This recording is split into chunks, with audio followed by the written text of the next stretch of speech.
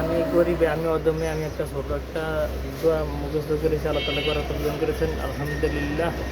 এই দোয়াটা ছোট্ট হলেও কিন্তু অনেক বড় সম্মানী একটা দোয়া, রিজিক বৃদ্ধির দোয়া।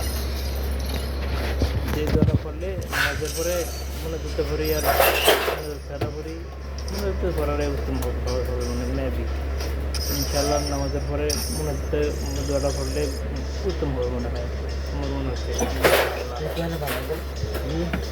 এই দোয়াটা হলো আল্লাহুম্মা বারিক লি ফি রিজকি বিগয়রি হিসাব, আল্লাহুম্মা বারিক লি ফি রিজকি বিগয়রি হিসাব। আর কাছে আল্লাহুম্মা